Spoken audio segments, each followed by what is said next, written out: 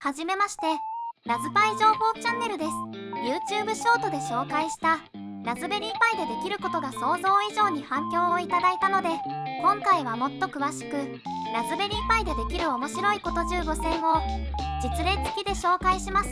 これを見れば次に作りたいアイデアがきっと見つかると思います。ぜひ見ていってくださいね。ラズベリーパイとは、まずはラズベリーパイがどんなものかを簡単におさらいしましょう。ラズベリーパイ、通称ラズパイは手のひらサイズの小さなコンピューターです。価格はおよそ1万円前後。それでいてプログラミング学習、IoT 開発、そして電子工作までできるまさに万能なデバイスなんです。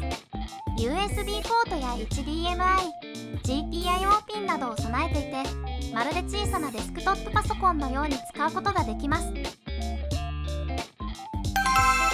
1. ホームサーバーを作る。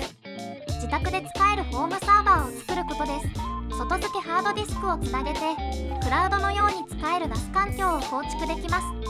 NEXT クラウドを使えば家族やチームでファイル共有も簡単です。2. スマートホーム化。温度センサーやリレーを使って照明や家電をスマートホーム化して自動制御することができます。部屋の温度が上がったら自動で扇風機をオンにする、そんな仕組みもラズパイで簡単に作れるんです。3. レトロゲーム機。レトロパイを使用してのレトロゲーム機の再現です。エミュレーターを設定してスーパーファミコンやメガドライブなど懐かしいゲームが楽しめます。4. AI 音声アシスタント。ラズパイを使用して AI 音声アシスタントを作ることができます。チャット GPT や Google の AI キットを使って自分だけのスマートスピーカーを作ることもできます。5. 防犯カメラ。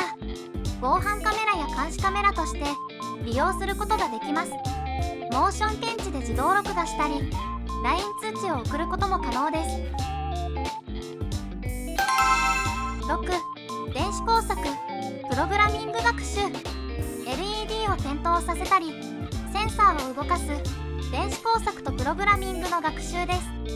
プログラミング言語の Python を学びながら実際に物を動かす体験ができます。7. ウェブサーバー構築。自作のウェブサーバーを立てることができます。フラスクやワードプレスを動かして自分のサイトを運営できます。8. クラウド連携デバイス。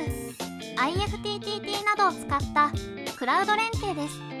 外出先から自宅のデバイスを操作したり通知を送ることもできます。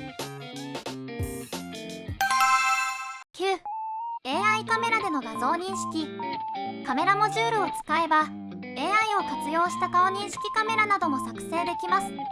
防犯カメラ、出席管理、スマートフォームの顔認証ロックなどさまざまな用途に応用できます。10. メディアセンター化。ラズパイを自宅のテレビやオーディオシステムに接続して専用端末として活用できます。コディ、ホームシアターソフトなどを使ってテレビで映画や音楽を楽しむこともできます。11. 気象観測ステーション。センサーを使って温度、湿度、気圧を記録することができます。グラフ化すれば自宅のミニ気象台を作成することができます。12. 防災通知システム。地震速報や天気情報を取得して LED やスピーカーで通知できます。 Python の API 通信を使って気象庁の情報を自動取得できます。13. 自作ドライブレコーダー。ラズベリーパイカメラプラス GPS プラスモバイルバッテリーで車載化できます。走行中の動画を録画し加速度センサーで自己時に保存も可能です。14. デジタルフォトフレーム。古いモニターを再利用して写真スライドショーを表示できます。USB メモリやクラウド連携もできるので家族写真を常時表示できます。15、ネットワーク監視システム。自宅や職場の Wi-Fi、サーバーの状態を自動監視できます。ピングコマンドなどでチェックして異常があれば通知する仕組みです。今回はラズベリーパイでできること15選を紹介しました。